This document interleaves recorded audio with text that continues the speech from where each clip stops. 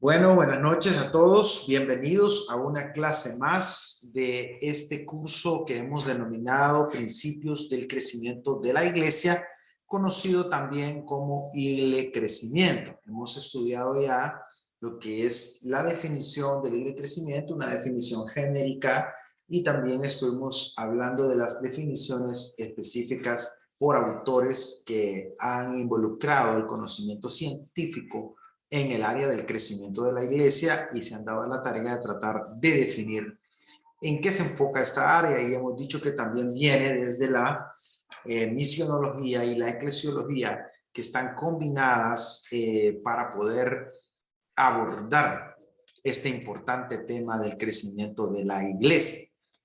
Hemos hablado muchas cosas también con respecto a los conceptos erróneos que hay, las críticas que se hacen acerca del crecimiento, y como lo explicamos en la conferencia anterior, en la clase anterior, no negamos que en el movimiento del crecimiento han habido algunos excesos, algunos abusos, pero que estos no pertenecen a un crecimiento saludable, a un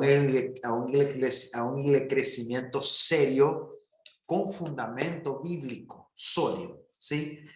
Pueden ser estrategias de crecimiento, pero no necesariamente de un crecimiento saludable fundamentado en las Sagradas Escrituras. Así es que hoy no corresponde abarcar los fundamentos bíblico-teológicos del crecimiento. Vamos a ver en qué está basado el crecimiento, dónde pone su fundamento, dónde está enraizado para llevar adelante las propuestas teóricas y qué nos ofrece. Entonces hoy vamos a estar hablando del fundamento de las bases bíblicas y teológicas del crecimiento, que es muy importante que le podamos prestar atención, porque necesitamos nosotros cada día aprender más sobre este gran tema del crecimiento de la iglesia. Vamos a compartir para que ustedes puedan tener acceso a este material y lo podamos ver juntos y podamos aprender de este contenido, que no dudo que va a ser de gran ayuda para cada uno de nosotros. A mí me ha ayudado mucho, me ha servido de mucho en mi aprendizaje. Bases bíblicas y teológicas del crecimiento de la iglesia. Emil Brunner, un reconocido teólogo, dijo lo siguiente: la iglesia es a la misión lo que el fuego a la combustión. Es decir, en pocas palabras, no puede haber combustión sin fuego, no puede haber iglesia sin misión, y no puede haber misión sin iglesia. Es decir, la iglesia y la misión están intrínsecamente vinculadas, y una no puede existir sin la otra. Es decir, ambas se necesitan, ambas se complementan. Por tanto, iniciamos con esta frase de este teólogo Emil Brunner, quien dice que la iglesia es a la misión lo que el fuego a la combustión. En pocas palabras, no puede haber una sin la otra. Es interesante notar que el estudio del crecimiento usualmente cae bajo la disciplina de la misionología, aunque también puede ser parte de la eclesiología. Hemos dicho que estas dos tienen que ver con la función de la iglesia, el ser de la iglesia, la naturaleza de la iglesia, el quehacer de la iglesia, los propósitos de la iglesia de Cristo en la tierra. Entonces el crecimiento produce un diálogo entre estas dos ramas de la teología, ya que combina los elementos de las funciones misionológicas del cuerpo de Cristo con los asuntos de la misma existencia de la iglesia, su misión y su llamado. Entonces, este estudio del crecimiento de la iglesia es muy abarcador, es muy extenso y hace que se genere un diálogo entre la eclesiología y la misionología, porque estas dos ramas de la teología se encargan de estudiar la existencia de la iglesia, la razón de ser de la iglesia, la misión de la iglesia, el llamado de la iglesia. Muchos misionólogos recalcan que la función de la iglesia implica involucrarse en la misión de Dios en el mundo. Es decir, por definición, ser iglesia es, en parte, estar en misión. ¿Qué es entonces lo que define una iglesia verdadera, una iglesia viva? Es que es una iglesia que está en misión. Si la iglesia no está en misión, entonces la iglesia está perdiendo su propósito, perdiendo su razón de ser. Es decir, lo que le da razón de ser a la iglesia, razón de existir a la iglesia, es la misión de Dios en la tierra. Ahora, quiero que veamos estas dos verdades sobre la misión de la iglesia. En primer lugar, la esencia de la iglesia implica estar en misión hacia un mundo perdido, quebrantado y adolorido. Aquí es algo que nosotros tenemos que dejar bien claro. Usted en su congregación, la misión suya es alcanzar al mundo perdido. La misión suya es ministrar a un mundo perdido, a un mundo quebrantado y a un mundo adolorido. Esto es importante que nosotros lo dejemos en claro, ya que a veces las iglesias, mejor dicho, la iglesia, las congregaciones, pierden el enfoque y en lugar de estar centradas queriendo alcanzar al mundo perdido, queriendo ministrar al mundo quebrantado, queriendo ministrar al mundo adolorido, muchas veces las iglesias se vuelven museos de santos, donde nadie puede entrar porque todos son demasiado santos. Y ahí no puede entrar nadie que no cumpla con los cánones de santidad que esa iglesia establece. Vea que la iglesia está en el mundo para misionar. La iglesia debe misionar sin corromperse, debe misionar sin contaminarse. Pero eso debe de ser muy entendible y claro para las personas que estamos en misión. Pero eso no quiere decir que la iglesia se va a aislar y va a pretender alcanzar al mundo estando encerrada en las cuatro paredes, considerándose una comunidad perfecta que no tiene ningún error. Entonces, lo primero que debemos hoy decir es que la esencia de la iglesia implica estar en misión hacia un mundo perdido, quebrantado y adolorido. Si usted está dirigiendo una iglesia que no está buscando al perdido, que no está ministrando al quebrantado, que no está vendando al adolorido, pues pregúntese si en verdad usted está en misión o no. También otra de las verdades de la misión de la iglesia es que gran parte de esa misión es fomentar que las iglesias crezcan integralmente y se multipliquen. La misión lleva implícito el crecimiento de la iglesia. Ninguna iglesia que misione, ninguna iglesia que esté en misión va a ser una iglesia carente de crecimiento. Al contrario, va a ser una iglesia que va a estar en constante crecimiento, en constante multiplicación, porque es una iglesia que está caminando bajo la voluntad de Dios, es una iglesia que está caminando bajo el propósito de Dios, es una iglesia que está siendo guiada, impulsada por el Espíritu de Dios para cumplir la misión de Jesús en la tierra. Entonces vamos a poner como punto de partida estas dos grandes premisas que deben de quedar claro. La iglesia debe de estar en misión. La esencia de la iglesia implica estar en misión a un mundo perdido, quebrantado y dolorido. Y gran parte de la misión es fomentar que las iglesias crezcan y se multipliquen. Es importante que partamos de este fundamento. La pregunta que hoy debemos hacernos es, ¿en qué se fundamenta el crecimiento? ¿Cuál es el fundamento?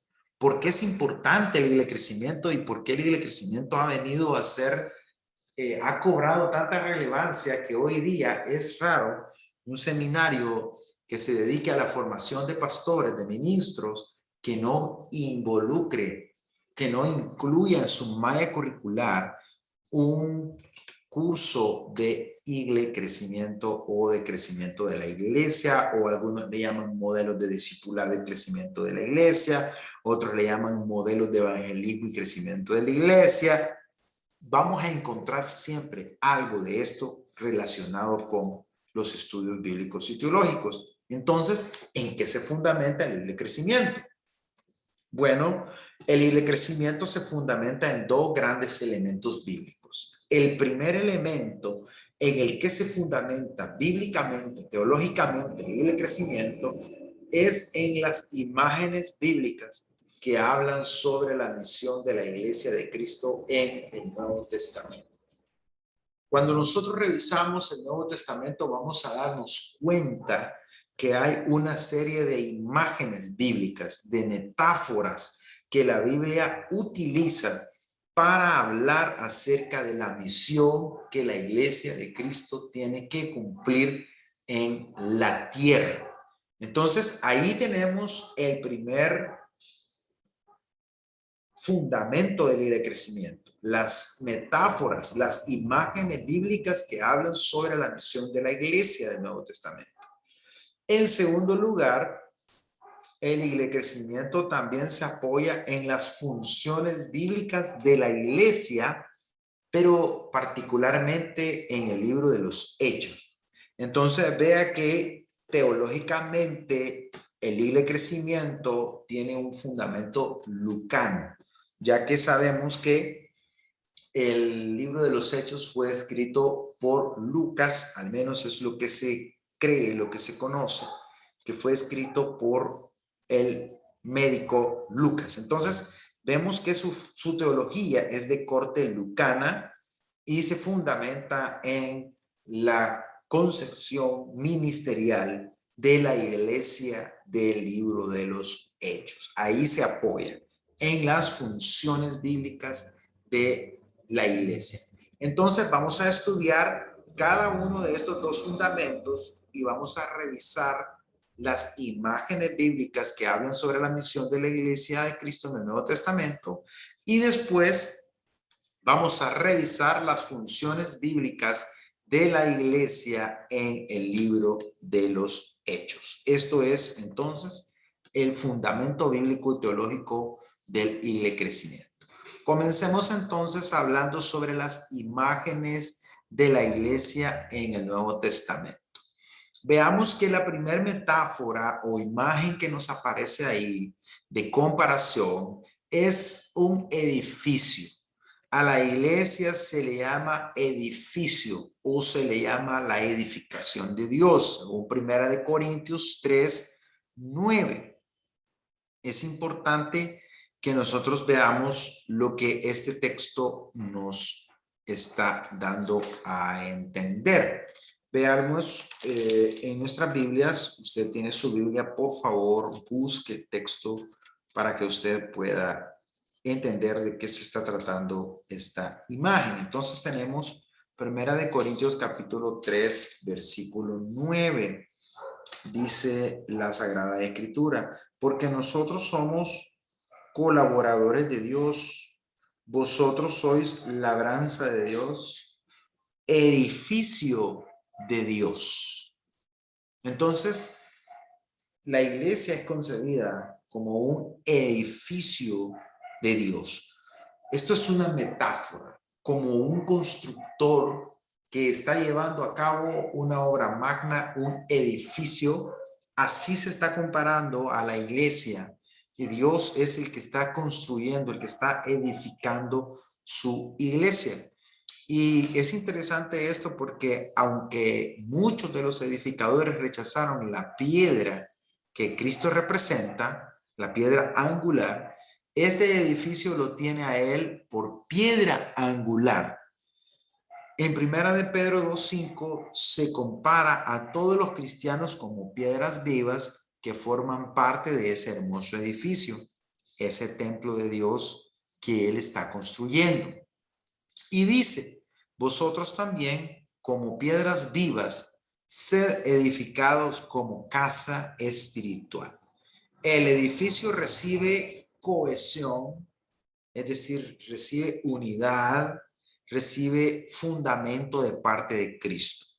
Los cristianos siguen levantándolo cada vez que se agregan nuevos ladrillos vivos. Entonces la imagen que se presta muy bien para expresar que se trata de algo que sigue en proyecto de construcción y que continúa creciendo. Entonces ahí tenemos esta primera imagen de la iglesia en el Nuevo Testamento. Esta es una metáfora donde se identifica a la iglesia con un edificio, con una casa espiritual que está formada por piedras vivas. Cada uno de los cristianos, cada uno de nosotros somos esas piedras vivas. Y por tanto, como es un edificio que está en constante crecimiento, pues debemos de ir agregando cada vez más, debemos de ir anexando cada vez más ladrillos. Es decir, debemos traer más personas al camino del Señor, debemos traer a más personas al camino de Cristo. Y quiero leer Efesios 2, 19 al 22. Vea lo que dice. Así que ya no sois extranjeros ni advenedizos, sino conciudadanos de los santos y miembros de la familia de Dios. Pero vea lo que dice el 20, que es el que me interesa. Edificados sobre el fundamento de los apóstoles y profetas, siendo la principal piedra de ángulo Jesucristo mismo, en quien todo el edificio, bien coordinado, va creciendo para ser un templo santo en el Señor, en quien vosotros también sois juntamente edificados para morada de Dios en el Espíritu. Qué maravilloso texto bíblico que tenemos aquí, donde se nos está diciendo claramente que la obra, la iglesia del Señor es una especie de edificio semejante a un edificio, y este edificio tiene un fundamento, y este fundamento tiene como principal piedra de ángulo a Jesucristo mismo, y este es el que le da a todo el edificio, le da una coordinación. Fíjese qué interesante, porque esta metáfora de la piedra angular se refiere a una construcción. Habían algunas edificaciones que en el tiempo antiguo llevaban un arco, y ese arco utilizaba una piedra en el centro, y esa piedra era la que le daba la cohesión, era la que hacía que todas las demás piedras permanecieran una junto a la otra. Y si esa piedra angular se retiraba, se destruía todo, se caía todo el arco y posiblemente la pared completa. Entonces, por eso se compara a Cristo como esa piedra angular, y a nosotros como las demás piedras que, estando en cohesión, que estando unidas a esa piedra angular, nos vamos desarrollando, vamos creciendo. Por tanto, el crecimiento parte del supuesto que si es un edificio, tiene que ir creciendo hasta que esté completo. Por tanto, debe la iglesia de misionar para alcanzar a otros creyentes para que formen parte de este edificio de Dios. En segundo lugar, encontramos la metáfora del cuerpo, o conocida como también cuerpo de Cristo. Y en 1 Corintios 12 tenemos la imagen de la iglesia como cuerpo y como cuerpo de Cristo. Y dice, vosotros pues sois el cuerpo de Cristo y miembros cada uno en particular. Este capítulo de Corintios nos enseña que hay un solo cuerpo y que existen muchos miembros que le pertenecen. El cuerpo es algo que permanece unido y que crece. En Efesios 4:12 se nos enseña que los líderes son instituidos por Cristo a fin de perfeccionar a los santos para la obra del ministerio, para la edificación del cuerpo de Cristo. Entonces, aquí tenemos la otra metáfora, que es la metáfora de un cuerpo. Y esta es una metáfora excelente, ya que usted sabe que el cuerpo humano, mire qué interesante, el cuerpo humano se forma a partir de dos células. Las células que son las células reproductoras aportadas por el hombre y por la mujer, el espermatozoide y el óvulo, que al unirse forman un huevo o cigoto, y este cigoto comienza a multiplicarse y a multiplicarse, a hacer la multiplicación celular, de tal manera que el cuerpo humano se va formando. Pero qué bueno es que al llegar a los 9 meses, este cuerpo ya no puede estar más en el saco embrionario, sino que tiene que salir. Y cuando sale, este cuerpo continúa creciendo. Y si usted se fija, en cada etapa el cuerpo adquiere una forma específica y va avanzando hasta que llega a la madurez plena. Entonces, esta metáfora es muy importante porque el crecimiento la está entendiendo como esta función celular que se multiplica para formar un cuerpo cada vez más grande. Entonces, el crecimiento dice la iglesia, si es el cuerpo, entonces tiene que estar vivo y tiene que tener células que se multipliquen y tiene que haber un crecimiento, ya que si es cuerpo, está, digámoslo de esta forma, está direccionado al desarrollo. En Colosenses 2:19, el autor obviamente tiene en mente la edificación de la iglesia. Que la iglesia crece mediante el crecimiento que da Dios. No cabe duda que la imagen del cuerpo de Cristo también se presta para expresar nutrición, fortalecimiento, edificación y crecimiento. Es muy importante entonces que nosotros nos demos cuenta que esta metáfora tiene una gran riqueza que nos permite a nosotros aprender más del por qué el crecimiento la entiende y la aplica para el crecimiento de la iglesia local. En Colosenses 2:19 encontramos el texto que dice: y no haciéndose de la cabeza, en virtud de quien todo el cuerpo, nutriéndose y uniéndose por las coyunturas y ligamentos, crece con el crecimiento que da Dios. Entonces vea que ahí se está diciendo que este cuerpo está dado para que tenga crecimiento, para que se multiplique. Por eso es muy importante que nosotros entendamos que la iglesia debe de crecer. No es una opción. Lamentablemente, a lo largo de la, digámoslo así, de la historia contemporánea de la iglesia, han habido muchos que se han opuesto al crecimiento porque lo han satanizado, han llegado a creer que si una iglesia crece es porque no es de Dios, cuando es todo lo contrario. Si una iglesia crece es porque esta iglesia está buscando de Dios y está buscando cumplir la gran comisión, está buscando, digámoslo así, está escuchando su naturaleza espiritual como un cuerpo que tiende al crecimiento.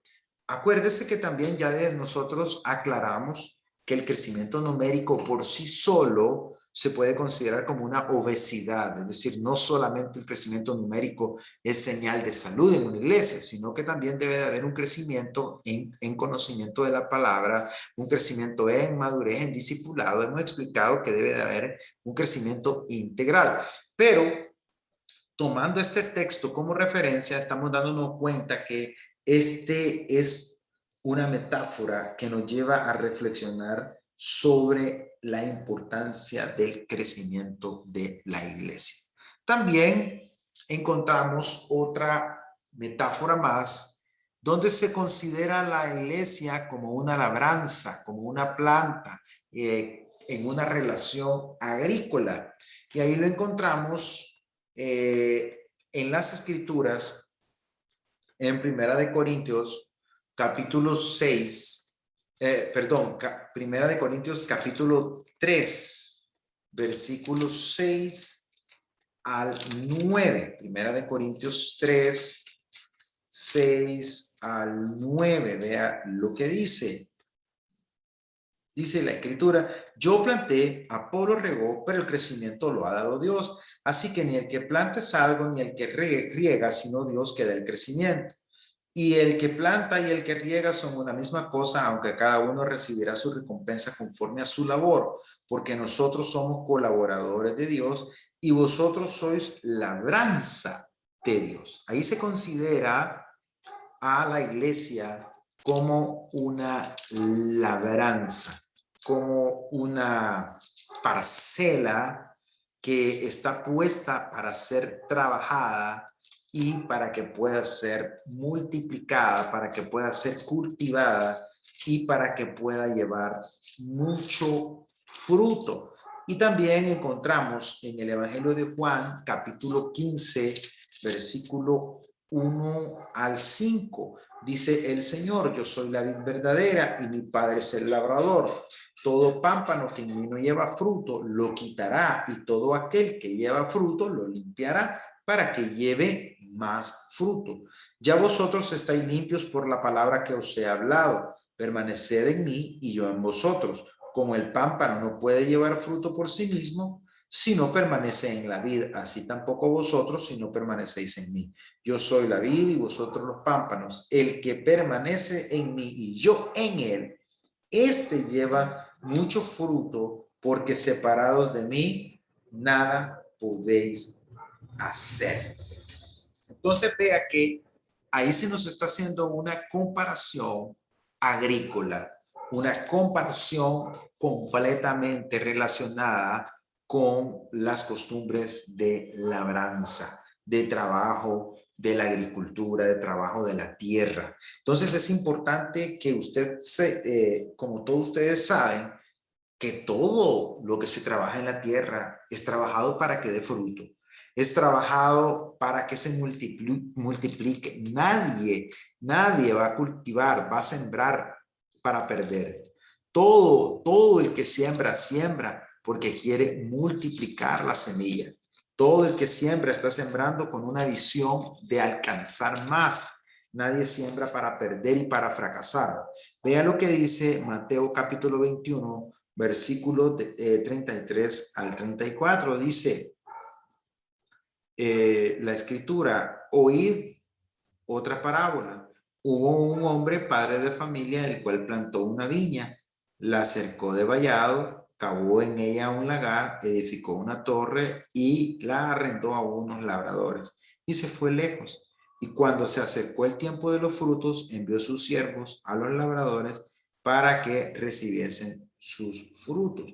Aquí encontramos una vez más una metáfora. Aquí es el reino de Dios que se está comparando con una labranza. Entonces vea que el reino de Dios entonces y la iglesia debe de perseguir un fruto.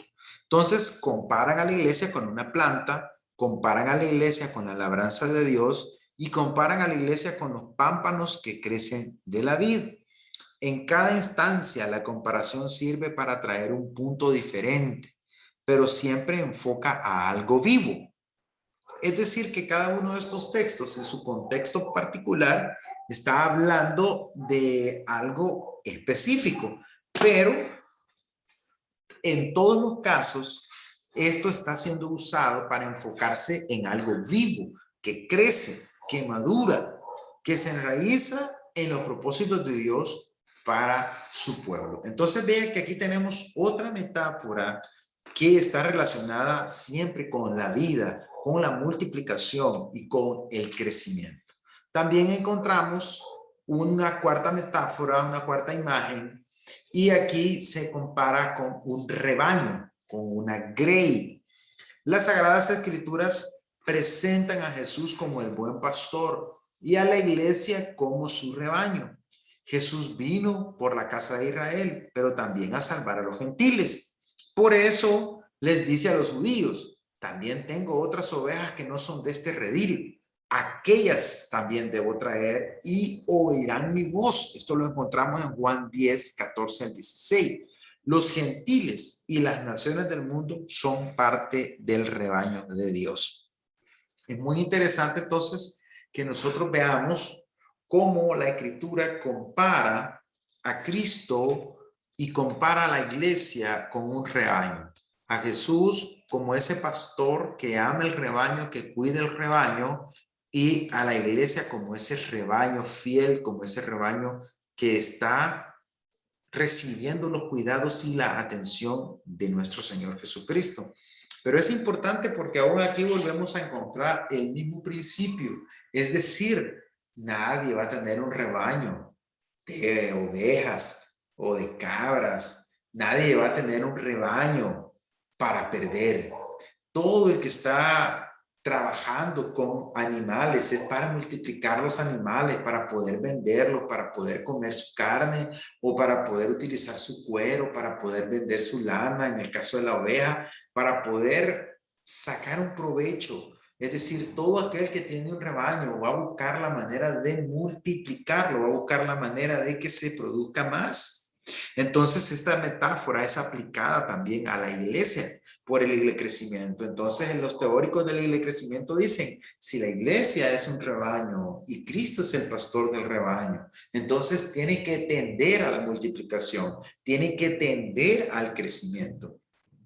Y aquí tenemos otra imagen sobre el rebaño y sobre la grey que nos recuerda la parábola de la oveja perdida, como aparece en Lucas capítulo 15, versículo 1 al 7. Qué interesante porque encontramos ahí un punto muy importante que debemos de traer a colación hoy en Lucas capítulo 15, versículo 1 al 7. Vea lo que nos cuenta este relato de las Escrituras. Dice, se acercaban a Jesús todos los publicanos, pecadores, para oírle.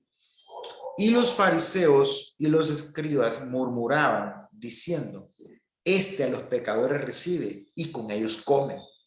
Entonces él le refirió esta parábola diciendo, ¿qué hombre de vosotros teniendo 100 ovejas, si pierde una de ellas, no deja las 99 en el desierto y va tras la que se perdió hasta encontrarlas? Y cuando la encuentra, la pone sobre sus hombros gozoso y al llegar a casa reúne a sus amigos vecinos diciéndole, gozaos conmigo porque he encontrado a mi oveja que se había perdido. Y aquí encontramos el famoso versículo, os digo que así habrá más gozo en el cielo por un pecador que se arrepiente que por 99 justos que no necesitan de arrepentimiento. Encontramos ahí a Jesús poniendo el dedo en la llaga. Jesús ahí está poniendo el dedo en la llaga. Todo el capítulo 15 es un discurso donde él desarrolla la oveja perdida, la moneda perdida y el hijo perdido. Es interesante este discurso porque este discurso está puesto en la boca del maestro porque había cada vez más oposición al ministerio de Jesús. Él estaba cada vez más buscando a los pecadores, cada vez más estaba cerca de los publicanos, cada vez más estaba cerca de las rameras, cada vez más estaba cerca de gente despreciable para la religión tradicional. Entonces ellos estaban juzgándolo, estaban criticándolo, y él lanza esta parábola para dar a entender que el reino de Dios no consiste en que nosotros vamos a creernos perfectos y como ya estamos perfectos, que todos los demás se mueran. Todos los demás pueden podrirse y pueden morirse, pueden irse al diablo a la hora que quieran, porque ya yo estoy salvo y no importa porque yo ya soy justo. Entonces Cristo con estas tres parábolas está atacando la médula de la teología de los fariseos separatista. Ellos tenían una teología extremadamente separatista en la que ellos consideraban que con solo darle la mano a una persona, ellos se podían contaminar espiritualmente. Ellos tenían una observancia exagerada de los rituales en esta época. Tanto así que surge en esta misma época aproximadamente una comunidad disidente que se conoce como los esenios, quienes fueron los que dejaron unos rollos en las cuevas del Qumran, donde se encontraron unos manuscritos en el 1947 y 48. Entonces, esta comunidad se alejó de Jerusalén porque según algunos investigadores, ellos consideraban que Jerusalén estaba sumamente corrompida y ni siquiera con los fariseos ellos llevaban una buena relación, porque a los fariseos los consideraban paganos, los consideraban faltos de santidad. Y para que ustedes se hagan una idea de cuál era el ambiente en el que Jesús estaba ministrando. Y ahora vemos a Jesús que aparece y se relaciona con la gente despreciada, se relaciona con la gente desechada, se relaciona con la gente que está perdida. Entonces se aplica la metáfora de una oveja que está perdida y que tiene mucha importancia para el dueño del rebaño. Entonces vea qué importante es esta palabra que estamos tomando aquí, porque el crecimiento ahí se fundamenta y el crecimiento dice, si Jesús vino desde su trono para buscar a los perdidos, ¿por qué nosotros como iglesia no podemos desacomodarnos para buscar a los que no conocen a Jesús todavía? Entonces, el rebaño es una de las metáforas que nos desafían a ir y buscar al perdido.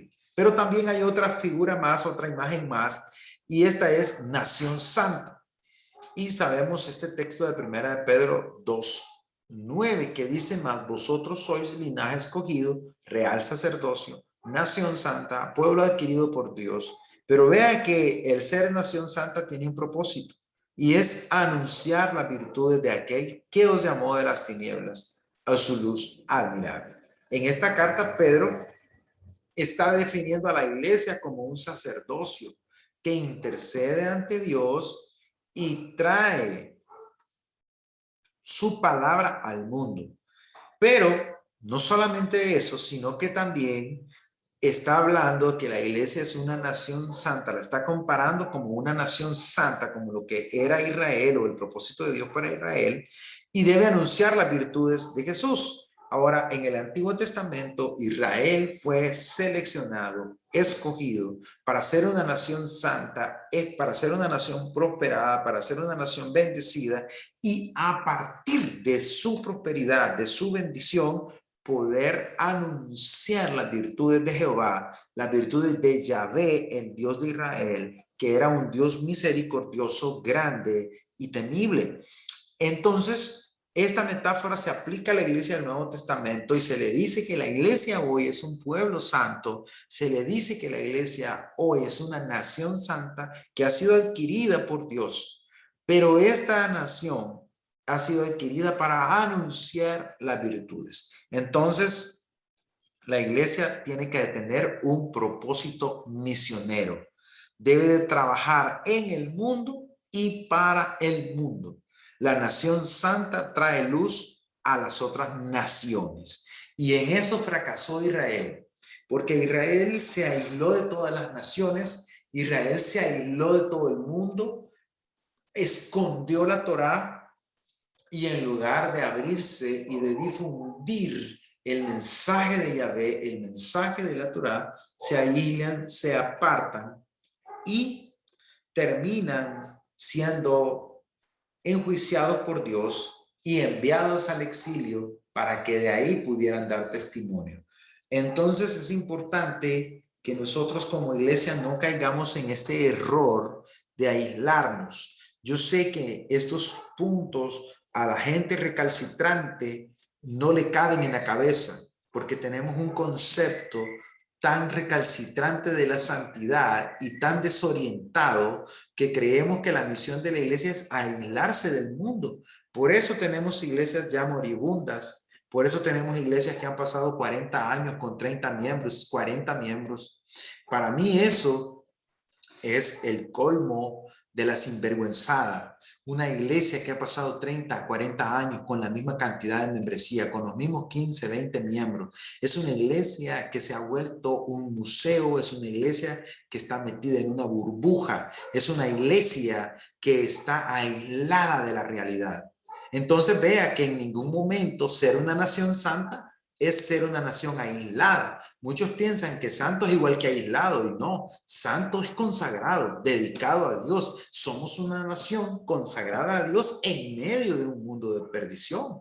Pero eso no quiere decir que vamos a vivir aislados y no nos vamos a relacionar con nadie y vamos a ser una especie de ermitaños, vamos a ser una especie de anacoretas que vamos a vivir aislados. Al contrario, la iglesia debe trabajar en el mundo y debe de servir al mundo para que el mundo conozca a Cristo y debe de ser luz en medio de la oscuridad. Encontramos una sexta imagen y esta es la imagen de familia. Mire qué interesante, no solo la iglesia es parte de una misma nación, sino que también la iglesia es concebida como familia. Somos familia. Efesios 2:19 señala que somos conciudadanos de los santos y miembros de la familia de Dios. Vea lo que dice Efesios 2:19. Dice, así que ya no sois extranjeros ni advenedizos, sino conciudadanos de los santos y miembros de la familia de Dios. Y aquí les comparto un poquito de mi experiencia cuando empiezo a desarrollar materiales de discipulado para los nuevos convertidos. La primera lección de discipulado que se encuentra en la senda de entrenamiento de la Iglesia de Dios dice, bienvenido a tu nueva familia. Porque si la iglesia no es una familia, entonces la iglesia es cualquier otra cosa. Es decir, si la iglesia no entiende que fue puesta para darle abrigo, para darle cobijo, para cobijar al desamparado, para cubrir al desnudo, para recibir, para cuidar, nutrir, entonces la iglesia está desenfocada.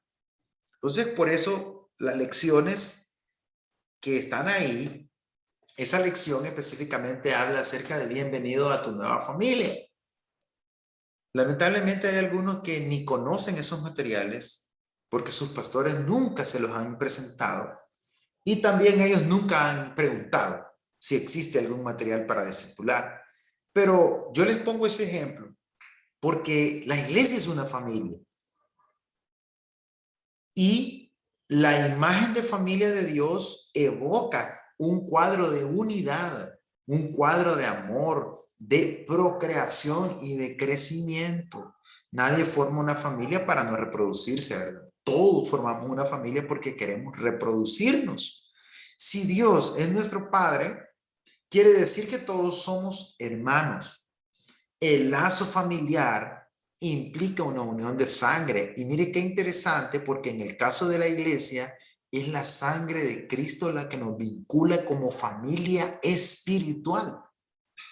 Y esta familia espiritual sigue creciendo a través de la historia. Entonces, la iglesia debe de ser entendida también como una familia y como una familia que está puesta para multiplicarse, como una familia que está puesta para desarrollarse, para nutrirse, para poder expandirse.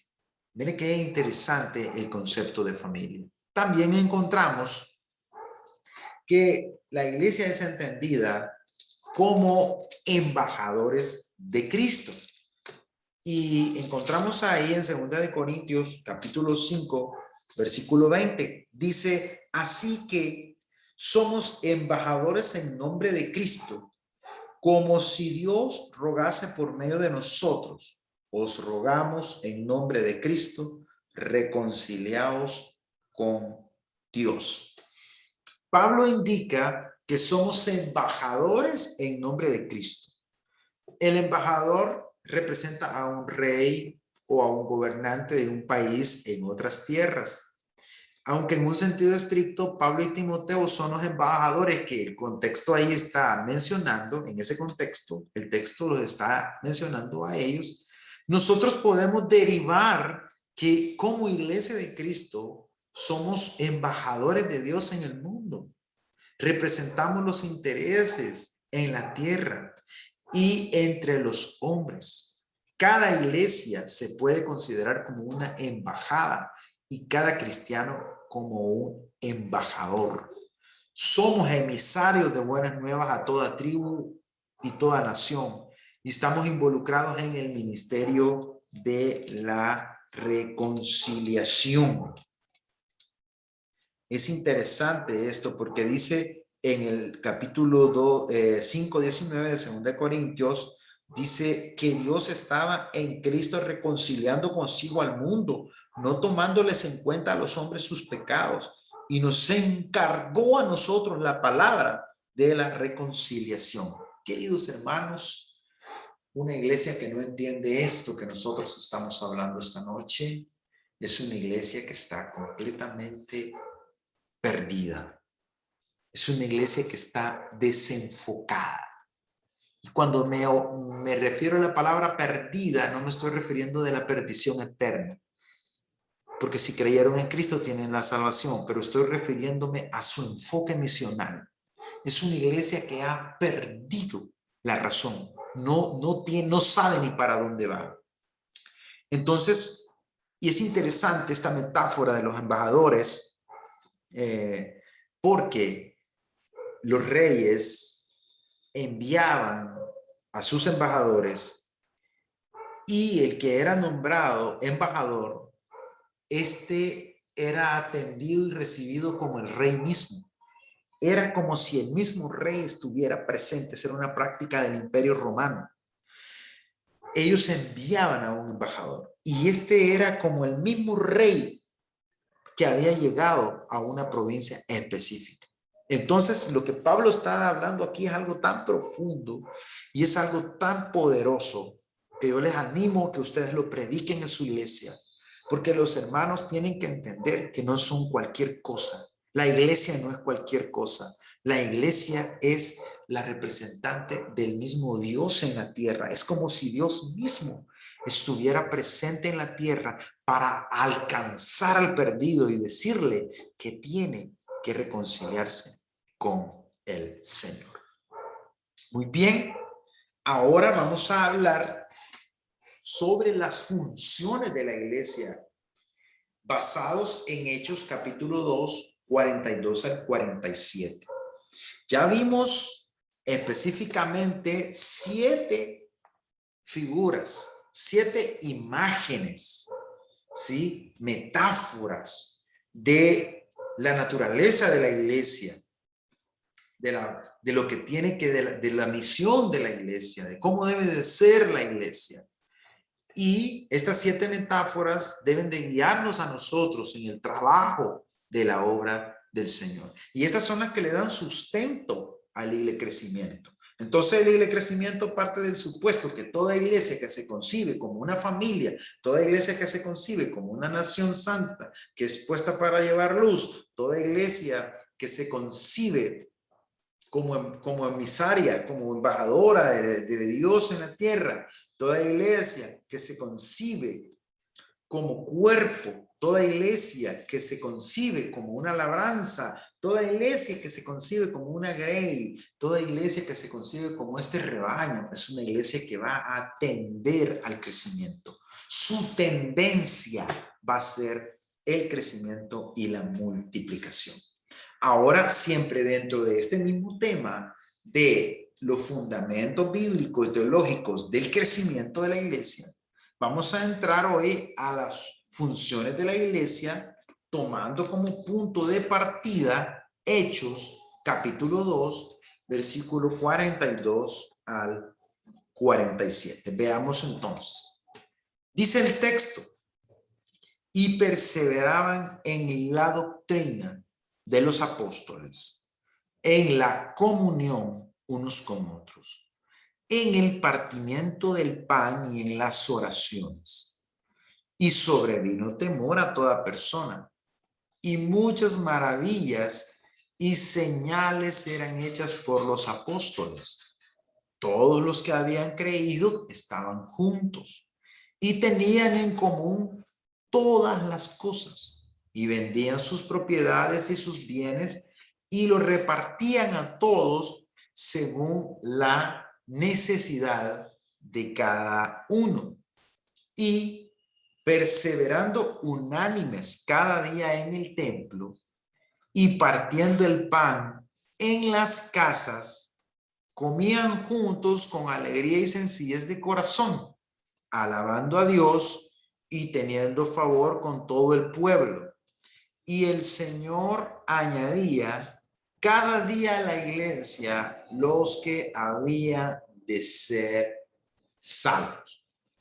Yo quiero que usted note que he resaltado con color amarillo algunas palabras claves que le dan un mejor sentido a este texto para ser comprendido con facilidad.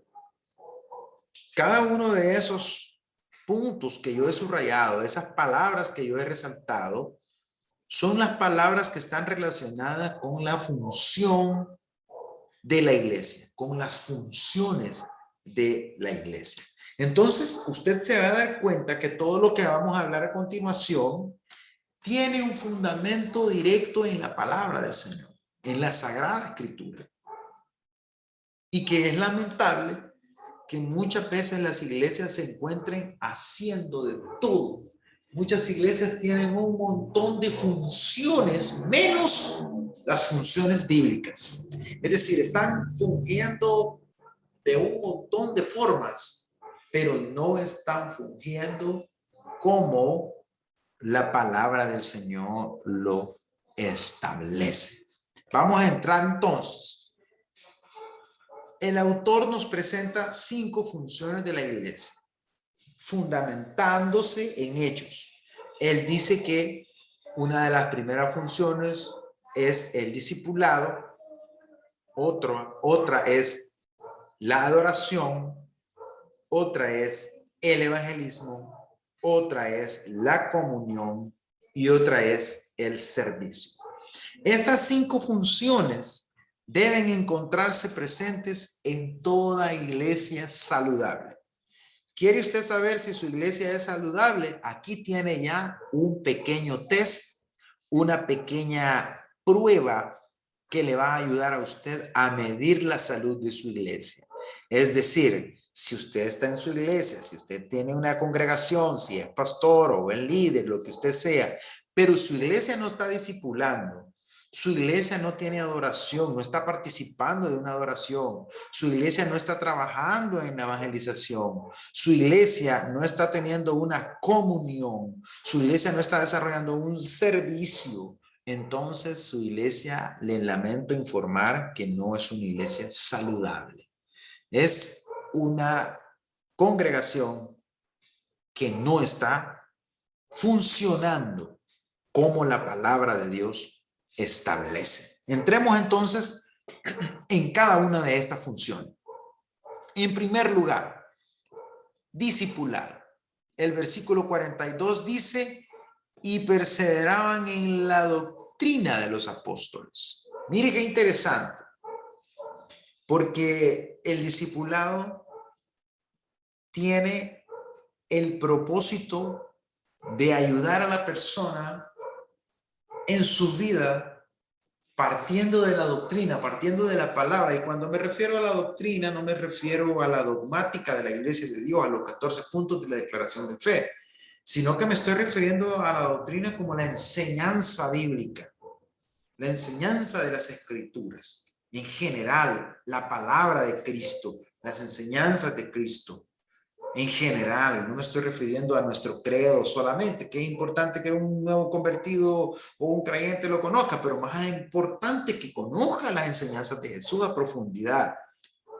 Más importante que cualquier otra cosa es que conozcan la palabra de Cristo. Entonces, dice el texto que perseveraban en la doctrina de los apóstoles. Empecemos por definir quién es un discípulo. Bueno, la palabra discípulo viene del griego matetes y del hebreo talmid, y es uno que aprende, sencillamente. Así se define discípulo. Muchos han querido ponerle un montón de abstracciones a este término y no, para nada. Discípulo sencillamente es uno que aprende. Y aplicado a Jesús, al cristianismo, discípulo es uno que sigue a Jesús y aprende de él. Vea que ahí tenemos que el seguimiento es una respuesta ante el llamado de Jesús, pero el seguimiento también es un aprendizaje del estilo de vida de Jesús. Entonces, ser discípulo requiere que una persona persevere en la doctrina cristiana y en el estudio de la palabra de Dios. Este era el fundamento de la iglesia primitiva y también debe serlo hoy para toda congregación seria y comprometida con su Señor. Es decir, que la iglesia primitiva se centraba en tratar de reflexionar sobre la base de las enseñanzas de Jesús. Recordemos que ellos no tenían el Nuevo Testamento escrito como nosotros lo tenemos hoy. Entonces ellos tenían una tradición oral que había sido dada por Cristo a ellos, y ellos se encargaban de reproducir esta tradición oral, de contar las historias de Cristo, de narrar el sacrificio de Cristo, de narrar las parábolas de Cristo. Entonces, por eso dice el texto que perseveraban en la doctrina de los apóstoles. ¿Cuál es la doctrina de los apóstoles? Las enseñanzas de Cristo, la palabra dada por Cristo, la revelación de Cristo, el mensaje de Cristo, el evangelio del reino. Entonces, esa era la doctrina. El discipulado entonces tiene que estar profundizado o debe de estar conectado con la profundidad de la palabra. O sea, el discipulado tiene que llevarnos a la escritura, tiene que llevarnos a la palabra. No se trata de que nosotros vamos a poder discipular a alguien solo con la amistad, como hay algunos modelos. Esos son modelos de discipulado relacionales, donde yo te invito a comer, te invito a salir, te invito a tomar cafecito, te invito al cine, te invito aquí al estadio. Hay gente que practica ese modelo de discipulado, pero nunca vamos a la palabra, nunca profundizamos en la verdad de Cristo, nunca vamos a las escrituras, lo que la Biblia enseña, lo que Cristo habla. Entonces es nada más algo relacional, pero que no está nutriendo al convertido. No digo que esté mal o que nosotros podamos hacer una buena relación con el discípulo. Ese es el punto de partida, una buena relación. Pero debemos de relacionarnos para orientarlo con la palabra. No nada más para invitarlo a divertirnos, a salir a pasear. Claro, eso es bueno, pero es mejor si lo acompañamos con la escritura. Entonces, los apóstoles y la iglesia primitiva se fundamentaban en las enseñanzas de Cristo. Para ellos ese era el discipulado. La pregunta que debemos plantearnos es, ¿y qué persigue el discipulado? Esto ha hecho gastar un montón de tinta, cada quien con su enfoque, cada quien con su rollo, pero yo realmente le voy a decir que el crecimiento integral tiene que haber un énfasis especial en el discipulado hacia la madurez cristiana. Es decir, que el discipulado lo que está persiguiendo es la madurez cristiana. Todo lo que se hace en la iglesia debe girar alrededor del mandato de hacer discípulos, según lo encontramos en la gran comisión de Mateo 28. Para construir bien un edificio que es la iglesia, ya vimos que esa es una de las imágenes que se le aplican a la iglesia, debe de haber un fundamento sólido en el conocimiento de Jesús y un compromiso con su mensaje. Quiero decirles que hoy más que nunca la iglesia debe hacer discípulos. Hoy más que nunca nosotros debemos invertir tiempo en discipular a la gente, porque hoy la gente ya no lee la Biblia. Hoy las personas ni siquiera conocen las historias bíblicas. Yo he predicado en lugares que cuando le he preguntado a gente sobre pasajes del Antiguo Testamento que son tan comunes, La gente no sabe. Mucha gente no los ha escuchado nunca. Muchas personas confunden entre Judas y Barrabás. Mucha gente mete a Moisés en el arca de Noé y a Noé lo ponen recibiendo las tablas de la ley en el Sinaí, porque no hay conocimiento de la Escritura. Entonces el discipulado debe de tener esa relación con la palabra. ¿Para qué? Para que a través de la relación de la palabra haya una madurez. Entonces podemos decir que el discipulado tiene un propósito triple. En primer lugar, el discipulado busca poner un buen fundamento en la vida de las personas. Y aquí sí yo quiero que me acompañe con su Biblia, por favor, al Evangelio de Mateo. Vamos a revisar el capítulo 7, versículo 24 al 28. Encontramos aquí un texto maravilloso y lo encontramos también de forma parabólica. Vea lo que nos dice el texto en el 7:24. Cualquiera, pues, que me oye estas palabras y las hace, le compararé a un hombre prudente que edificó su casa sobre la roca. Descendió lluvia, vinieron los ríos y soplaron vientos y golpearon contra aquella casa y no cayó porque estaba fundada sobre la roca. Pero cualquiera que me oye estas palabras y no las hace, le compararé a un hombre insensato que edificó su casa sobre la arena y descendió lluvia y vinieron ríos y soplaron vientos y dieron con ímpetu contra aquella casa y cayó y fue grande su ruina. Y cuando terminó Jesús estas palabras, la gente se admiraba de su doctrina porque les enseñaba como quien tiene autoridad y no como los escribas. La pregunta que debemos hacerle al texto es, ¿cuáles palabras? ¿Cuáles palabras? ¿A cuáles palabras Jesús se está refiriendo? Cuando dice cualquiera, pues que me oye estas palabras y las hace. ¿A qué clase de palabras? Vea que hay una relación entre el oír y el hacer. El discipulado tiene que ser práctico. Escuchen esto que les estoy diciendo. El discipulado no se trata de meterle a la gente un montón de teoría. Esa ha sido una de mis eternas batallas, porque los pastores no entienden esto, no logran captar que no se trata de meterle a la gente el montón de libros de discipulado, se trata de enseñarle a vivir en la vida práctica, cómo vivió Jesús. Se trata de enseñarle a hacer lo que Jesús hacía. No se trata de meterle un montón de conceptos que la gente jamás va a poder practicar porque nunca nadie se los está modelando. Vea que en el texto encontramos la palabra, el que oye la palabra y hace la palabra. ¿Cuál palabra? El sermón del monte. Todo el sermón de la montaña, del capítulo 5 hasta el capítulo 7, versículo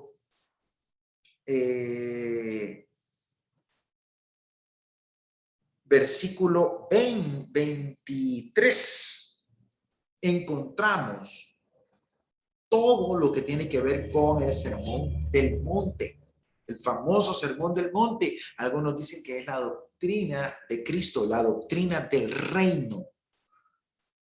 Otros dicen que es la ética de Cristo. Esas son las palabras que aquí está hablando. Entonces, en pocas palabras, lo que Cristo está diciendo, aquel que practique los principios que yo he predicado en su vida, que los oiga y los practique, yo le voy a comparar con alguien que tiene un buen fundamento. Entonces, Jesús está diciendo, si ustedes quieren tener un buen fundamento, tienen que fundamentarse en mis palabras, en mis enseñanzas, pero no solamente tienen que escucharlas, sino que también tienen que hacerlas. Pero una de las razones por la que la gente no crece espiritualmente en las iglesias es porque no llegan a hacer nada. Sencillamente llegan a sentarse a los cultos, y hay iglesias que tienen culto de lunes a domingo, y ahí hay culto todos los días, y la gente no está haciendo nada más que ir a sentarse. Entonces no están practicando las enseñanzas de Jesús en la vida diaria. No hay un escenario en el cual ellos puedan ir y practicar la predicación que han escuchado, porque siempre estamos enseñando y predicando en los templos. No estamos dándole a la gente la oportunidad que vaya y refleje a Cristo en su comunidad y en su barrio. Entonces, el discipulado tiene un propósito triple. En primer lugar, poner un buen fundamento. En segundo lugar, la madurez. ¿Y qué es la madurez? La madurez no es otra cosa que crecer en semejanza a Cristo. Sencillamente, eso es la madurez. La madurez no se trata de buscarle demasiadas abstracciones o conceptos filosóficos. No, la madurez tiene que ver específicamente con crecer en semejanza a Cristo. Es decir, que Cristo sea formado en mí, que el carácter de Cristo vaya siendo encarnado en mí, que yo vaya muriendo a mi carne y Cristo vaya viviendo en mí. Vea lo que dice Efesios 4:14, dice, para que ya no seamos niños fluctuantes, llevados por doquiera de todo viento de doctrina, por estratagema de hombres que para engañar emplean con astucia las artimañas del error. Versículo 15, sino que siguiendo la verdad en amor, crezcamos en todo en aquel que es la cabeza, esto es Cristo. Entonces el discipulado tiene que llevar a la madurez. ¿Y qué es la madurez? Crecer en semejanza a Cristo, parecernos más a Cristo, buscar ser más como Jesús. Y también el discipulado tiene que llevarnos a desarrollar líderes que se multipliquen en otros discípulos. Es decir, líderes que hagan discípulos que lleguen a ser líderes también igual que ellos. Y eso lo encontramos puntualmente en la segunda carta de Timoteo, capítulo 2, versículo 2. Vea lo que dice, lo que has oído de mí ante muchos testigos, esto encarga a hombres fieles que sean idóneos para enseñar también a otros. Entonces, ahí hay una cadena de discipulado. Se está hablando entonces de que un líder debe de enseñarle a otros. Y estos hombres a los que se les enseña deben de ser fieles idóneos. Y estos fieles idóneos también deben enseñar a otros. O sea, nosotros estamos puestos para ser discípulos. No solamente se trata de decir, ya le di 5 clases a esta persona y ahora la voy a bautizar. No, se trata de que debemos ayudarle hasta que se convierta en un líder, hasta que nazca un nuevo líder en esa persona. ¿Por qué? ¿Cuál es el gran problema de las iglesias? ¿Por qué las iglesias no pasan de lo mismo? ¿Por qué no forman líderes? Así de sencillo. Porque la misma hermanita Juanita o Chepita, no sé, cualquier nombre que se le quiera venir a la mente de usted sin el ánimo de ofender a nadie, sino que por mencionar un nombre nada más, la misma hermanita es la líder de mujeres desde hace 10, 15 años, la misma hermanita. Y cuando le ofrecen el privilegio a otra hermana, nadie quiere agarrar el privilegio. El mismo líder de hombres es desde hace un montón de tiempo. Hay iglesias donde los líderes de jóvenes son unos viejos ya, hasta con hijos barbudos, hasta con canas en la barba ya de viejos. Y son los líderes de jóvenes, porque no formaron líderes jóvenes. Dejamos el formar líderes al azar. Le dejamos todo el trabajo al Espíritu Santo y nosotros no queremos hacer nada. El discipulado entonces tiene un propósito triple: poner un fundamento sólido, llevar al creyente a crecer en semejanza a Cristo y desarrollar líderes que se multipliquen. Porque si no hacemos este trabajo, oigan el día y la hora que se los estoy diciendo. Si no hacemos este trabajo, esta función, la iglesia va a llegar a convertirse en un museo. Los templos que hoy tanto nos vanagloriamos van a llegar a ser museos en nuestros vecindarios. Y en unos años va a pasar lo que pasó en Europa, que la gente pasa por allá y dice, esta es la catedral que predicaba tal fulano. Aquí era donde enseñaba Martín Lutero. Aquí era donde fulano de tal hacía tal cosa. Pero ahora son edificios que solo sirven para hablar de una era de la historia, porque las iglesias ahí fenecieron. por no hacer discípulos. Tenemos iglesias que son buenas para hacer tamales, tenemos iglesias que son buenas para hacer pupusas, tenemos iglesias que son buenas para hacer baratillos, para hacer vendimias, para hacer de todo, menos discípulos. O sea, hacemos de todo en la iglesia, menos hacer discípulos. Después nos preguntamos por qué no hay crecimiento. Segunda función de la iglesia a la luz de Hechos. Adoración y oración. Hechos 2:42 y 47 dice, perseveraban en el partimiento del pan y en las oraciones, alabando a Dios. Mire, la oración era el lubricante que mantenía la unidad entre los hermanos para así enfrentar la oposición, la espada, hasta los leones. Y en este tiempo se incluía la alabanza, se incluía la gratitud, la confesión y la súplica. La oración también preparaba el terreno para la obra evangelizadora. Quiero decirles, hermanos, que hay una relación entre adoración, oración y evangelización. Eso está casado, eso está vinculado. Una buena oración lleva al pueblo a una buena adoración, y una buena adoración y alabanza lleva al amigo a la conversión, porque la alabanza y la adoración es un testimonio al amigo que hay un Dios vivo. Aunque la alabanza y la adoración va dirigida a Dios, testifica al que está alrededor, testifica al inconverso de una experiencia íntima que se ha irrigado, se ha nutrido a través de la oración. Entonces la oración prepara el terreno para la obra evangelizadora. Yo he estado en lugares donde la adoración es pésima. No me refiero solamente a la música, ¿sí? Sino a la actitud de la gente, una actitud apática, una actitud indiferente a la hora de la alabanza, de la adoración. Y cuando predico no hay ningún resultado de conversión. Y a veces los pastores me dicen, mire, saber qué habrá pasado, ¿verdad? Porque mire que aquí, que teníamos un montón de amigos. Yo por respeto no les digo nada, pero yo sé que ahí no ha habido oración y no ha habido adoración y alabanza genuina, sino que lo que hubo fue ir a cumplir un compromiso que ya teníamos agendado. Y estamos apáticos y estamos irreverentes ante la alabanza. La iglesia de hoy necesita darle el debido lugar a la alabanza y a la adoración enfocada en Cristo, la centralidad de la predicación bíblica y la enseñanza de las doctrinas bíblicas, la importancia del sacramento y poder edificar a través de la oración, el poder eficaz de la oración para hallar el dinamismo de la iglesia primitiva. Y cuando digo sacramento me refiero a las ordenanzas, es decir, a la cena del Señor, a todos los pies de los santos. Debemos nosotros, vea todo esto, hermano, le digo, esto es algo sumamente amplio, profundo, una adoración enfocada en Cristo. Hoy tenemos buenos cantantes, buenos músicos, pero malos adoradores. Y cuando no les toca cantar a ellos, no cantan. Cuando no les toca alabar a ellos, no alaban. Y lo mismo sucede con muchos ministerios. Y a veces los pastores somos irreverentes. No nos gusta cantar. No nos gusta alabar al Señor.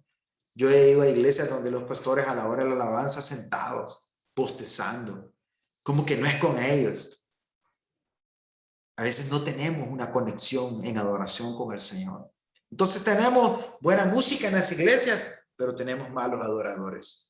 Y la centralidad en la predicación bíblica y la enseñanza de las doctrinas. Hay iglesias donde predican cualquier clase de tontería menos la Biblia. Hay iglesias donde los mensajes son tan diluidos que el que predicó ni siquiera se tomó el tiempo de estudiar el texto. Y no digamos que van a dar un estudio bíblico, jamás. Hay iglesias que nunca han estudiado un libro de la Biblia en orden, nunca. Porque su pastor es perezoso, no le gusta estudiar la escritura, simplemente se la pasa descargando sermoncitos ahí de Dante Hebel de internet o de cualquier otro predicador. No tengo nada en contra de Dante Hebel, lo menciono a él porque es una figura muy famosa dentro del mundo de la predicación. O cualquier otro predicador descarga los sermoncitos, los predica y ahí está. No sabe cuál es el fundamento exegético de esos textos, no sabe si eso tiene un fundamento homilético serio, simplemente hace lo que tiene que hacer, entretener a la iglesia. La enseñanza y la predicación requieren tiempo. Y ese es el trabajo. La importancia de la cena del Señor. Hay gente que ni siquiera sabe qué es la cena del Señor. Hay iglesias que ni celebran la Santa Cena. Hay iglesias que una vez al año hacen Santa Cena. Y la oración ni se diga, ¿verdad? No hay oración. Son iglesias que nunca promueven un evento de oración, sino que promueven solo desayunos, almuerzos, excursiones, paseos, caminatas. Yo no digo que está malo, no me malinterprete. No soy un ermitaño que va a pensar que la iglesia debe pasar solo hincada. No, eso es ser uno también falto de sabiduría. La iglesia tiene que tener sus dinámicas. Pero estoy refiriéndome al hecho de que hemos inventado tanto que hemos sacado lo más primordial, que tiene que ver con la adoración, la oración, la alabanza, la predicación, el estudio bíblico, la cena del Señor, el oratorio y el pie de los santos. 3, comunión.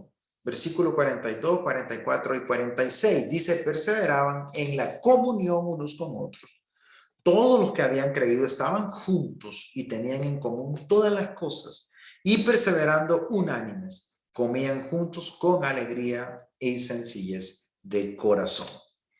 Esto es lo que llamamos koinonía cristiana.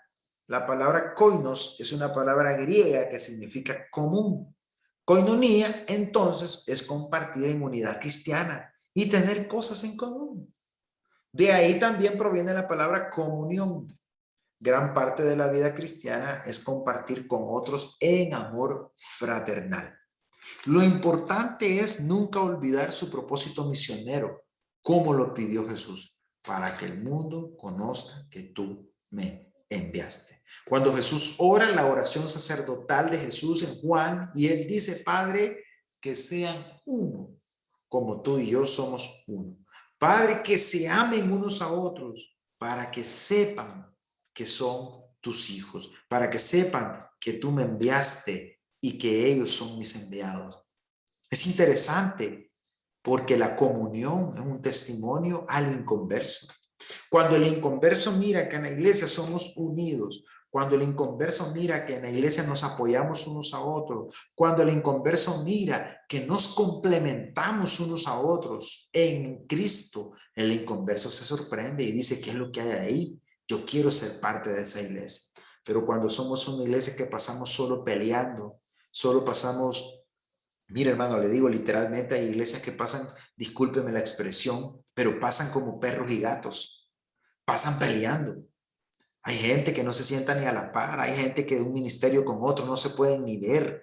Son gente que no entiende la coinonía y el mal testimonio que están dando. La unidad de la iglesia se basa en el vínculo entre Jesús y el Padre. Es decir, la iglesia está unida como el Padre está unido a Cristo y como Cristo está unido al Padre. Así debe estar unida la iglesia. Este testimonio de unidad que constituirá la fuerza misionera que impulsaría a la iglesia del primer siglo.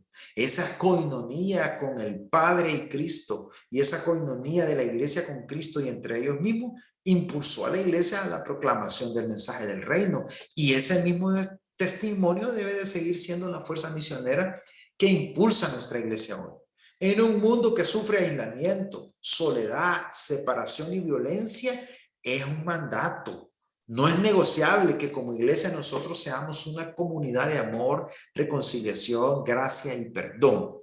Y esto no quiere decir que nos vamos a volver en un lugar lleno de sinvergüenzas, que con el pretexto de que solo amor y solo gracia vamos a vivir vidas depravadas y vidas desordenadas. No, debe de haber corrección, porque el amor debe de llevarnos también a la disciplina. Debe de haber disciplina también, porque si yo no disciplino a alguien, entonces me falta amor por esa persona. Y la gente hoy no quiere ser disciplinada. Así que esto no tiene que ver con aquella gente que se va de la iglesia hablando que no hay amor porque le pusieron disciplina, ¿verdad? O se va de la iglesia diciendo que no hay amor porque lo corrigieron en un desorden en el que estaba. Esa gente es inmadura. Esa gente le falta un buen discipulado, le falta crecimiento en el semejanza a Cristo. Pero sí debemos de ser una comunidad perdonadora, una comunidad donde haya gracia para que la gente que ha fallado pueda volver a empezar las veces que sea necesario. Estas cualidades difícilmente se van a encontrar en otro sitio o en otro grupo. Por eso es importante y contribuyen al crecimiento de la iglesia del Señor. Debemos aprender que somos un equipo, que lo que yo tengo, otro hermano no lo tiene, y que lo que otro no tiene, yo lo tengo, y que lo que otro tiene, yo no lo tengo. Debemos aprender que nos complementamos unos a otros. Por eso somos cuerpo, por eso somos familia, porque nos complementamos. Servicio. Versículo 45 y 46 dice, y vendían sus propiedades y sus bienes, y lo repartían a todos según la necesidad de cada uno, teniendo favor con todo el pueblo. Hermano, y aquí vamos a tocar algo bien importante, porque la mayoría de iglesias no sirven a su comunidad. La mayoría de iglesias se han aislado de la comunidad y no tienen un programa para entrar en contacto con la comunidad. No tienen un programa para ayudar a las personas necesitadas. La iglesia primitiva compartía sus bienes entre los fieles y daban también a los necesitados. Y mire, y eso que ellos hicieron impresionó al pueblo que lo rodeaba, porque este era un testimonio de la fuerza del amor cristiano. El cambio interno que Cristo realizó en las vidas de aquellos apóstoles y de aquellos discípulos se mostraba en los hechos y en obras exteriores que modificaban a la sociedad injusta de aquel tiempo. Fíjense que en aquellos tiempos la pobreza era una cosa peor que hoy, hermanos. Si hoy hay pobreza, en el tiempo del Imperio Romano la pobreza era el analfabetismo, el desempleo, era una cosa exagerada. Por eso es que el servicio que la iglesia primitiva dio en estos primeros años a la comunidad impactó tanto, porque nadie daba nada gratis. Y ahora estos hermanos estaban dando de comer al hambriento, cubriendo al desnudo, visitando al enfermo. Mire qué interesante el impacto del servicio social. Y aquí hay una gran verdad. La transformación espiritual llevaba a aquellos cristianos del primer siglo a un compromiso social y comunitario. Hay iglesias, yo recuerdo hace unos años estuve inmerso en un proyecto donde nosotros estuvimos trabajando con la alcaldía y estuvimos trabajando con USAID o USA de los Estados Unidos, una organización que representa el pueblo de los Estados Unidos aquí en El Salvador, y estuvimos desarrollando un proyecto que se denominaba Centro de Alcance por mi Barrio, que era un programa de prevención de la violencia. Y se instalaron una serie de lugares con el propósito de ayudar a los jóvenes a no involucrarse en violencia. Y mire qué interesante, porque la mayoría de pastores que buscaron de las iglesias, la mayoría de ellos renunció. Nosotros como Iglesia Rocafuerte nos quedamos. Como Iglesia de Dios Rocafuerte nos quedamos. Nosotros llevamos al final hasta las últimas consecuencias de ese proyecto. Hasta el día de hoy estamos inmersos en ese proyecto y han pasado ya 3 gobiernos diferentes. Y la iglesia sigue involucrada. Pero muchos pastores pensaban que era pecado. Pensaban que abrir una casa donde los niños pudieran aprender computación, panadería, inglés, pudieran tener un videojuego que no tuviera que ver con violencia, pudieran hacer sus tareas, jugar deportes, era pecado, era mundanalidad, carnalidad. O sea, tenemos un concepto tan dualista de la realidad que nos enfocamos siempre que las cosas materiales son malas y por eso no servimos a la comunidad. Pero si ustedes están aquí es para ser diferentes, queridos hermanos. Usted pregúntese cuántos ministerios están llevando ayuda social. Y no estoy hablando solamente de ayudar a los necesitados de la congregación, que tenemos que hacerlo. Eso hay que hacerlo. Pero también a la comunidad. ¿Qué proyectos tenemos para apoyar a la comunidad? ¿Cuánto estamos invirtiendo en nuestra partida de nuestros ingresos? ¿Cuánto va destinado a la acción social?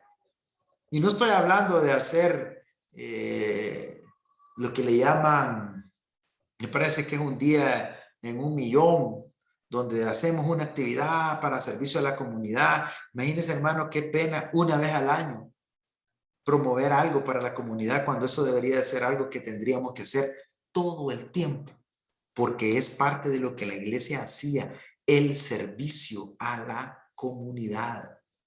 Así es que la iglesia que adora y mantiene una buena comunión entre los hermanos, pero no sirve a los demás, es una iglesia coja, es decir, está con problemas en su forma de caminar.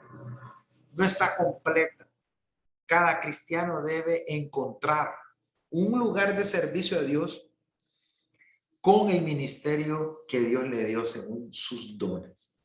Mire, esta parte final de encontrar un lugar para servir al Señor en un ministerio según los dones que Dios nos ha dado. Mire, hermano, yo ya no sé cuántas veces di conferencias explicando cómo los ministerios podían funcionar de una forma que no fuera a hacer culto. Es decir, nosotros no tenemos creatividad. Nosotros no estamos llevando a la gente a encontrar sus talentos y sus dones, sino que es solo culto. Las mujeres solo culto, los jóvenes solo culto, las damas, los caballeros solo culto. O sea, no estamos llevando a la gente a encontrar sus dones, sus talentos, para que se puedan involucrar en un ministerio de visitación a los enfermos, en un ministerio de comedor infantil, en un ministerio de servicio a la comunidad, de reforestación. O sea, nosotros cuando se nos dice hacer algo, solo pensamos en hacer servicio, cantar y predicar. Yo no digo que eso esté malo, yo no quiero que nadie me vaya a malinterpretar. Pero lo que le quiero decir es que nos hemos enclaustrado solamente en eso cuando el Señor nos ha dado tantos dones, tantos talentos, tantas habilidades. Podemos evangelizar a través de las artes, del teatro, podemos servir a la comunidad haciendo tantas cosas buenas, podemos ayudar a los ancianos, podemos ayudar a asilos, centros de rehabilitación, podemos hacer tantas cosas con los ministerios, pero estamos enfocados solamente en nosotros mismos. Finalmente, esta función muy importante, la evangelización. Dice el texto, y el Señor añadía cada día a la iglesia los que habían de ser salvos. Y yo tengo esta imagen de un evento que hicimos hace un tiempo atrás en la iglesia, una fiesta de cosecha, donde 70 personas recibieron a Cristo como Salvador. Y uno de ellos recibió a Cristo en esta fiesta. Una de las personas que está en esa fotografía recibió a Cristo como Salvador en una fiesta de la cosecha, en un día domingo. El día lunes fue asaltado por unos ladrones y el día jueves estaba muerto, lo estábamos velando. Qué importante es predicar y evangelizar. Las personas están muriendo mientras la iglesia está somnolienta, mientras la iglesia está entretenida, haciendo fiestecitas, haciendo tantas cosas. Yo no digo que está mal. El problema es cuando dejamos de evangelizar por pasar entretenidos unos a otros. Entonces, Dios es el que da el crecimiento. Eso nosotros lo sabemos. Sin el respaldo de Dios, ninguna obra va a crecer. La Biblia es clara en eso. Los discípulos que obedecían al mandato de ir y predicar el evangelio, sin embargo, comprendían que Dios a través de su Espíritu Santo era el que hacía crecer la iglesia. Pero para eso hay que ir y predicar. Para que la iglesia crezca debemos ir y predicar. Si no predicamos, No esperemos que el Espíritu Santo se encargue de llenar el templo si nosotros no vamos a buscar al perdido. 3,000 personas acababan de añadirse a la comunidad de fe con el discurso de Pedro, según el relato de Hechos capítulo 2. Pero Pedro tuvo que predicar. El Espíritu Santo no agarró a esa gente y la fue a meter ahí a la sinagoga o al templo. Pedro tuvo que salir y tuvo que pararse, tuvo que predicar. Y eso es lo que muchas veces no nos gusta. Queremos predicar solo en el culto, pero no queremos predicar en las calles, no queremos predicar en las células, en los hogares, no queremos predicar en ningún otro lado. Solamente queremos que nos miren en el templo y que nos aplaudan, pero no queremos ir y buscar al que está perdido. Dios estaba bendiciendo a la iglesia del Nuevo Testamento de una forma fuerte y acelerada, difundiendo el evangelio. Ellos estaban difundiendo el evangelio de Cristo por todas partes. Hechos 16:5 afirma, así que las iglesias eran confirmadas en la fe y aumentaban en número cada día. Mire qué interesante. Los miembros de las iglesias iban aumentando, los discípulos iban aumentando cada vez más y más y más. Pero lamentablemente a veces nosotros tenemos líderes en las iglesias o hay líderes en general que tienen una mente retrógrada. En lugar de caminar para adelante, van para atrás como el cangrejo. En lugar de promover que se ganen almas, en lugar de promover que se busque al perdido, promovemos el acomodamiento, promovemos la pereza, el entretenimiento evangélico, en lugar de desafiar a la iglesia a ganar almas, a ser discípulos, a alcanzar al perdido y a ser discípulos. Eso es lo que el Señor, ¿qué es lo que debe hacer la iglesia? La pregunta, ¿qué debe hacer la iglesia? Bueno, la iglesia es el instrumento que Dios emplea para hallar a los perdidos y discipular a los hallados. Mire, ese es el trabajo. No ande buscando usted planes de trabajo complicados. Hoy tenemos tantos planes de trabajo y lo que menos tenemos son resultados. Porque el plan de Dios es sencillo, hallar al perdido y discipular al hallado. Ya hallaste al perdido, ahora hazlo un discípulo. Ese es el trabajo del Señor.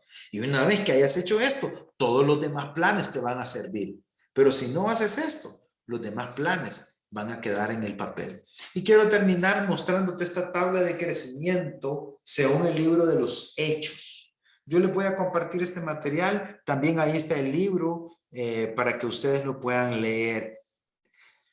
Mire, en Hechos 2:41 se creyeron y se bautizaron 3,000 personas. Hechos 2:47 dice, el Señor añadía cada día a la iglesia. Hechos 4:4 creyeron y el número era como 5,000 personas. 5:14 y los que creían en el Señor aumentaban más. 6:1 como creciera el número de los discípulos. 6:7 y crecía la palabra del Señor y se multiplicaba. 8:1 esparcidos por todas partes, Judea y Samaria. 8:4 y las multitudes escuchaban. 9:31 las iglesias se acrecentaban. 12:24 pero la palabra crecía y se multiplicaba. 13:43 muchos siguieron a Pablo y a Bernabé. Muchos. 13, 48, 49, la palabra se difundía. 14, 21, después de hacer muchos discípulos. 16, 5, aumentaban en número cada día. 16, 14, el Señor abrió el corazón de ella y su familia.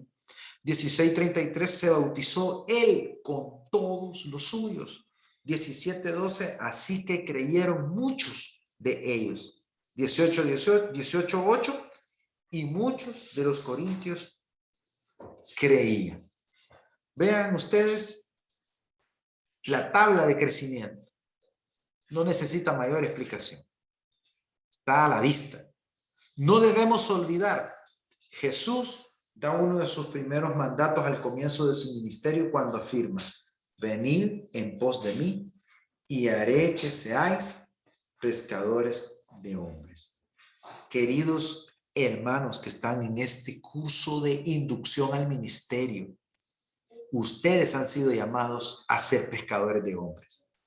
Ustedes no han sido llamados a ocupar una posición dentro de la iglesia. Quítese de la cabeza que el pastorado es una posición. Yo no sé en qué momento se perdió la visión y se llegó a creer que el pastorado es una posición. Nosotros los pastores no tenemos ninguna posición. Jesús no está viendo el pastorado como una posición, está viendo el pastorado como ser pescadores de hombres.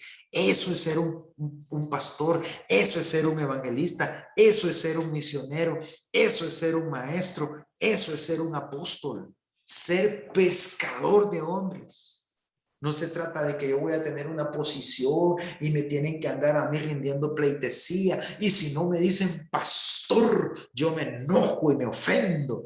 No, hermanito, si usted tiene esa mente, discúlpenme, no se ha convertido bien todavía, no le ha amanecido, necesita encontrarse con el Cristo resucitado y como el apóstol Juan, caer como muerto delante de él ante la gloria del Cristo resucitado. Porque hemos sido llamados a ser pescadores de hombres. No debemos olvidar esto. A usted, si no le han dado su iglesia, desde ya le digo, cuando se la den, usted va a estar ahí para ser un pescador de hombres, para ser discípulos. No le están dando una posición, no, le están dando una responsabilidad delante de Dios. Y usted y yo vamos a entregar cuentas de las almas que ganemos y de las que no ganemos por pereza o por acomodamiento, también vamos a entregar cuentas. Entonces, no nos olvidemos que hemos sido llamados a ser pescadores de hombres. Es importante que nosotros no nos desenfoquemos y aprendamos a ver el ministerio como lo que es, un llamado a ser pescadores de hombres, no a una posición. Hoy la iglesia está tan enferma que hoy todo, yo digo que hay hoy una titulitis aguda. Hoy solo somos títulos. Yo me fijo en muchos eventos y no me refiero solo a la iglesia de Dios, sino en general, muchas iglesias. Primero le presentan todos los títulos que tiene la persona y después le dan el tiempo para que predique. Y sabe qué es lo más gracioso, que muchas veces no sucede nada. Son discursos áridos, son discursos que no hay respaldo de Dios, ni un alma se convierte. Vergüenza debería de dar que le estén dando ese montón de títulos a uno y no hay un respaldo de Dios en la vida de uno.